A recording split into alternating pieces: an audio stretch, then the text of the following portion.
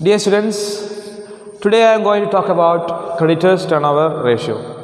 In the previous classes, we discussed activity ratios like stock turnover ratio, debtor turnover ratio, etc. Today, we are going to discuss a new activity ratio that's called creditors turnover ratio. Okay. So, we will discuss activity ratio third one ആയിട്ടുള്ള creditors turnover ratio ആണ്. അപ്പോൾ എന്താണ് creditors turnover ratio? എങ്ങനെയാണ് നമ്മൾ അത് compute ചെയ്യുന്നത്? അതുപോലെ തന്നെ അതിൻ്റെ ഒരു എക്സാമ്പിൾ അല്ലെങ്കിൽ അതിൻ്റെ ഒരു പ്രോബ്ലം ആണ് ഇന്ന് ഈ ഒരു വീഡിയോയിൽ നമ്മൾ ഡിസ്കസ് ചെയ്യാൻ വേണ്ടിയിട്ട് പോകുന്നത്. So what is creditors turnover ratio? Creditors turnover ratio means or measures the number of times the creditors were paid.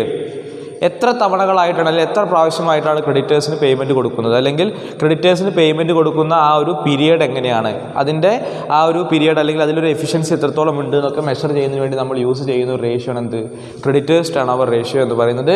Here we have A definition of creditors turnover ratio, that is net credit purchase divided by average creditors plus average bills payable. Average creditors including average bills payable എന്ന് പറയാം. Okay, അപ്പോൾ എന്താണ് നമുക്ക് ഈ ഇക്വേഷനിൽ നമുക്ക് എന്ത് പറയാം? Creditors turnover ratio is a ratio which measures the relationship between net credit purchase and average creditors including average bills payable. Okay, അപ്പോൾ ആവറേജ് ക്രെഡിറ്റേഴ്സ് നെറ്റ് ക്രെഡിറ്റ് പർച്ചേസിൻ്റെയും അതുപോലെ തന്നെ average creditors including average bills പേബിളിൻ്റെയും relationship നമ്മൾ measure ചെയ്യുന്ന ratio നമുക്ക് എന്ത് പറയാം? ക്രെഡിറ്റേഴ്സ് ടേൺഓവർ റേഷ്യോ എന്ന് പറയാം. അതിൽ നമുക്ക് ഇങ്ങനെയും പറയാം, എന്ത്, number of times the creditors were paid, the ratio which measures number of time the creditors were paid എന്നും പറയാം. ഓക്കെ, ദെൻ പറയുന്നു this ratio is also called payables turnover ratio.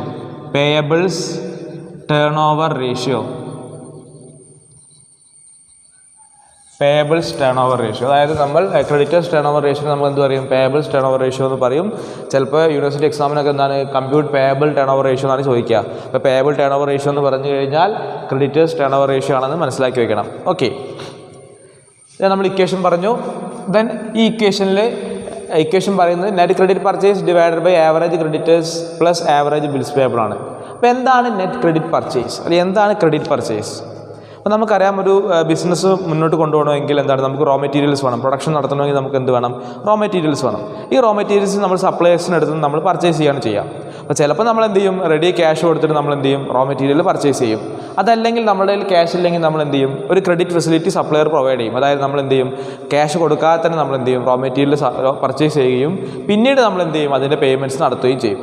അപ്പോൾ നമ്മൾ അങ്ങനെ ക്രെഡിറ്റിൽ എത്രത്തോളം വാങ്ങിയിട്ടുണ്ട്, അതാണ് നെറ്റ് ക്രെഡിറ്റ് പർച്ചേസ്. ക്രെഡിറ്റിൽ എത്ര റോ മെറ്റീരിയൽ വാങ്ങി, അതാണ് നെറ്റ് ക്രെഡിറ്റ് പർച്ചേസ് എന്ന് പറയുന്നത്. ഇപ്പോൾ ഒരു എക്സാമ്പിളായിട്ട് പറയുകയാണെങ്കിൽ 10 lakhിൻ്റെ പർച്ചേസ് ടോട്ടൽ നടത്തിയിട്ടുണ്ട് അല്ലേ. ആ 10 lakh എന്ന് പറയുന്നത് ക്രെഡിറ്റ് പർച്ചേസ് ഉണ്ട്, ക്യാഷ് പർച്ചേസ് ഉണ്ടെന്ന് വിചാരിക്കാം. അതിൽ 5 lakh ക്യാഷ് പർച്ചേസ് ആയിരുന്നു, ആ ബാക്കി 5 lakh എന്താണ്? ക്രെഡിറ്റ് പർച്ചേസ് ആയിരിക്കും അല്ലേ. ഇതെന്താണ്, അതിലെന്താണ് ഒരു 1 lakhിൻ്റെ റിട്ടേൺ കൊടുത്തിട്ടുണ്ടായത്, പർച്ചേസ് റിട്ടേൺ 1 lakh ഉണ്ടായിരുന്നു. ഈ ക്രെഡിറ്റ് പർച്ചേസിൽ നിന്ന് 1 lakh കുറച്ചാൽ ബാക്കി 4 lakh ആണ് എന്ത്, നെറ്റ് ക്രെഡിറ്റ് പർച്ചേസ് എന്ന് പറയുന്നത്. ഓക്കെ, അതായത് നമ്മൾ നെറ്റ് ക്രെഡിറ്റ് സെയിൽസ് കണ്ടില്ലായിരുന്നോ, അതുപോലെ തന്നെയാണിത്. ഓക്കെ, ഇനി ദെൻ എന്താണ് ക്രെഡിറ്റേഴ്സ്? ക്രെഡിറ്റേഴ്സ് ഇപ്പോൾ ഓൾറെഡി പറഞ്ഞെന്താണ്, നമുക്ക് റോ മെറ്റീരിയൽ ക്രെഡിറ്റിന് സപ്ലൈ ചെയ്യുന്നത് ആരാണോ അവരാണെന്ത്, ക്രെഡിറ്റേഴ്സ് എന്ന് പറയുന്നത്. അതായത് കമ്പനി അവർക്ക് എന്താണ് പേയ്മെൻറ്റ് കൊടുക്കാനുള്ള ആൾക്കാരാണ് അല്ലേ.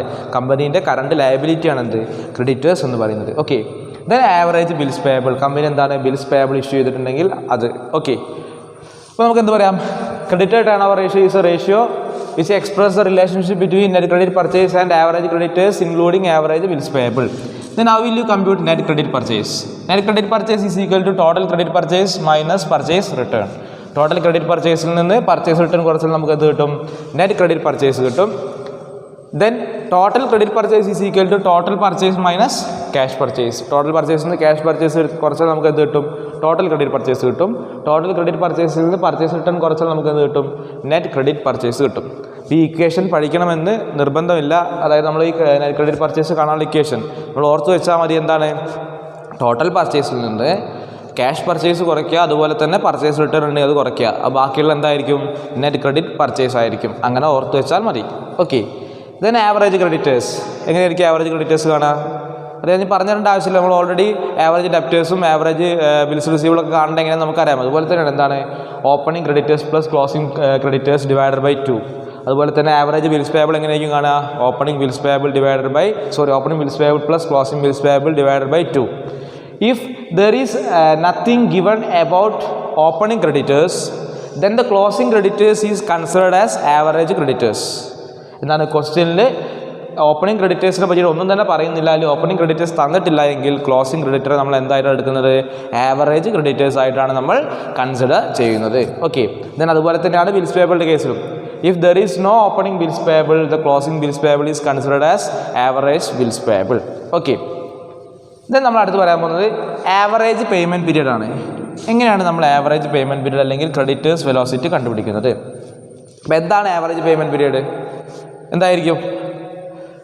The creditors turnover ratio expressed in days or months, it is called creditors velocity or average payment period. നമ്മൾ എത്ര പീരീഡ് കഴിയുമ്പോഴാണ് നമ്മൾ ക്രെഡിറ്റേഴ്സിന് പേയ്മെൻറ്റ് കൊടുക്കുന്നത്? ഫോർ എക്സാമ്പിൾ ആയിട്ട് പറയുകയാണെങ്കിൽ നമുക്ക് ആവറേജ് പേയ്മെൻറ്റ് പീരീഡ് അല്ലെങ്കിൽ ക്രെഡിറ്റേഴ്സ് വെലോസിറ്റി 60 days എന്ന് കിട്ടിയെന്നിരിക്കുക കമ്പ്യൂട്ട് ചെയ്യുമ്പോൾ. അങ്ങനെ പറഞ്ഞാൽ എന്താണ് അത് മീൻ ചെയ്യുന്നത്? നമ്മൾ 60 ദിവസം വരെ നമ്മൾ എന്ത് ചെയ്യും? ക്രെഡിറ്റേഴ്സിന് പേയ്മെൻറ്റ് കൊടുക്കാതെ വെക്കും. എന്നാൽ 60 ദിവസം ആകുമ്പോൾ നമ്മൾ എന്ത് ചെയ്യും?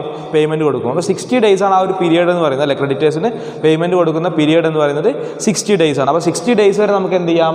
ആ ക്രെഡിറ്റ് ഫെസിലിറ്റി നമുക്ക് എൻജോയ് ചെയ്യാൻ സാധിക്കും, അല്ലേ? 60 ദിവസം വരെ നമ്മൾ എന്താണ്? ഫ്രീ ആണ്, അല്ലേ? 60 ദിവസം കഴിഞ്ഞിട്ട് കൊടുത്താൽ മതി. അപ്പോൾ 60 days നമുക്ക് എന്ത് ചെയ്യാം? ആ ഒരു സപ്ലയർ പ്രൊവൈഡ് ചെയ്യുന്ന ക്രെഡിറ്റ് ഫെസിലിറ്റി നമുക്ക് എൻജോയ് ചെയ്യാൻ വേണ്ടിയിട്ട് സാധിക്കുന്നതാണ് എൻ്റെ ഒരു മീനിങ് പറയുന്നത്. ഓക്കെ, then എങ്ങനെയായിരിക്കും നമ്മൾ ക്രെഡിറ്റേഴ്സ് വെലോസിറ്റി കാണുക? നമ്മൾ ഡെപ്റ്റേഴ്സ് വെലോസിറ്റി കണ്ട പോലെ തന്നെയാണ്, അതേപോലെ തന്നെ ആയിരിക്കും. എന്തായിരിക്കും? Number of days or months in an year divided by creditors turnover ratio.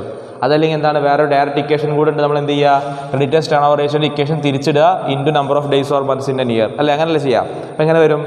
Average creditors plus average bills payable divided by net credit purchase into number of days or months in an year. Okay, നമുക്ക് conclude ചെയ്ത് പറയാം.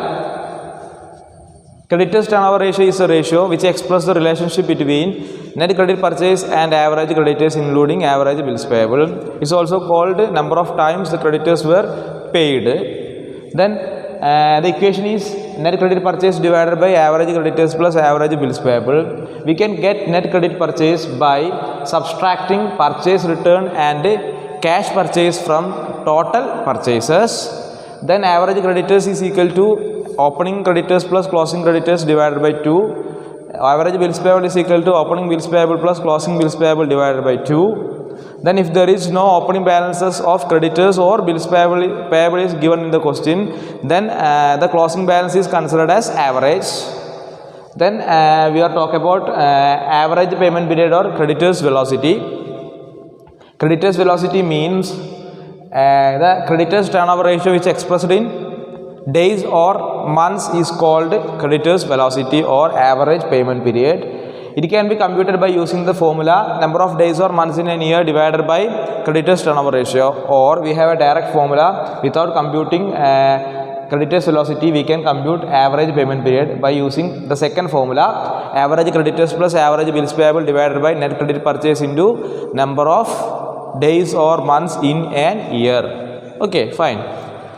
Then നമുക്ക് ഇതിൻ്റെ ഒരു problem workout ചെയ്ത് നോക്കാം. അപ്പോൾ നിങ്ങൾക്ക് ഈ ഒരു കൺസെപ്റ്റ് കുറച്ചും കൂടെ മനസ്സിലാവും, ഇതിൻ്റെ ഒരു അപ്ലിക്കേഷൻ ലെവൽ മനസ്സിലാവും. Okay, so first I read the question.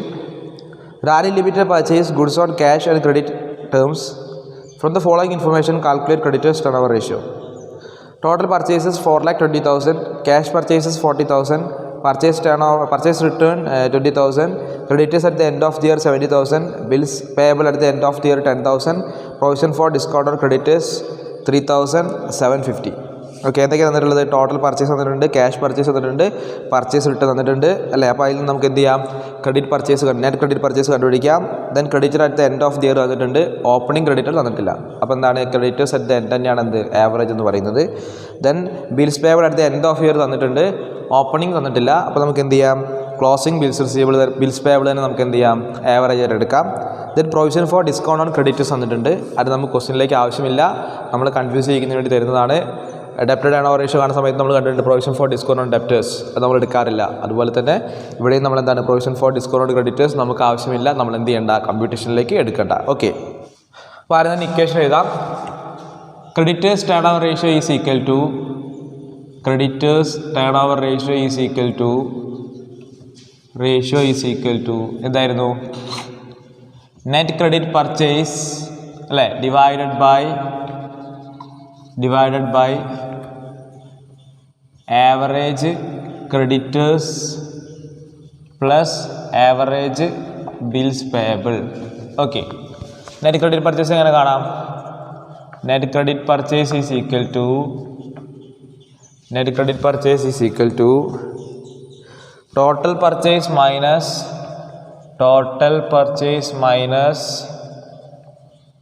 Cash purchase minus purchase return അല്ലേ. അപ്പോൾ നമുക്ക് ടോട്ടൽ പർച്ചേസ് കോസ്റ്റിൽ തന്നിട്ടുണ്ട് എത്രയാണ്? 4,20,000. അപ്പോൾ 4,20,000 മൈനസ് ക്യാഷ് പർച്ചേസ് കോസ്റ്റിൽ തന്നിട്ടുണ്ട് എത്രയാണ്? 40,000.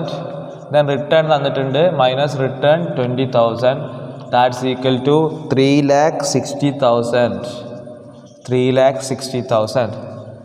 ഇത് നമുക്ക് ഇക്വേഷനിലേക്ക് അപ്ലൈ ചെയ്യാം. Therefore, creditors turnover ratio is equal to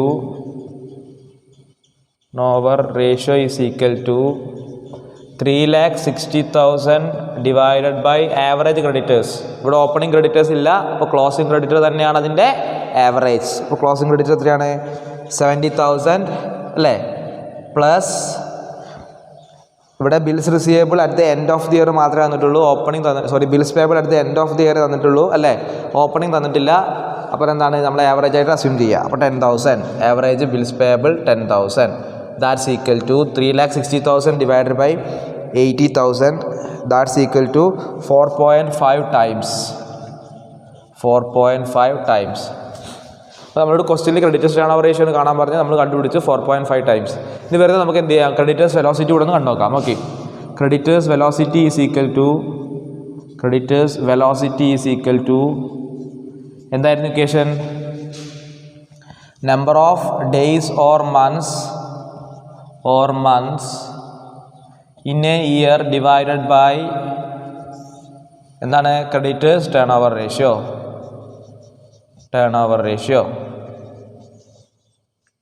okay, അപ്പോൾ ആദ്യം നമുക്ക് ഇയറിലുള്ളത് നോക്കാം. 360 ഡിവൈഡഡ് by 4.5 that's equal to 80 days. ഇവിടെ നമ്മൾ 360 എടുത്താലും ഇനി 365 എടുത്താലും തെറ്റില്ല, എങ്ങനെ എടുത്താലും കുഴപ്പമില്ല. ഓക്കെ, 365 ഡേയ്സ് എടുത്താലും 360 ഡേയ്സ് എടുത്താലും തെറ്റില്ല, എങ്ങനെ വേണമെങ്കിൽ നിങ്ങൾക്ക് എടുക്കാം. ഓക്കെ, ഇനി മന്ത്സിൽ കാണുകയാണെങ്കിൽ 12 divided by 4.5 that's equal to എത്ര വരും? 12ൽ 2.666 അങ്ങനെ പോകും. അപ്പോൾ 2.67. ഓക്കെ, അപ്പോൾ നമ്മൾ എന്ത് കണ്ടു? ക്രെഡിറ്റേഴ്സ് വെലോസിറ്റിയും കണ്ടു. ഓക്കെ, അപ്പോൾ എല്ലാവർക്കും ഈ ഒരു ക്ലാസ് മനസ്സിലായെന്ന് വിചാരിക്കുന്നു. That's all today. Thank you.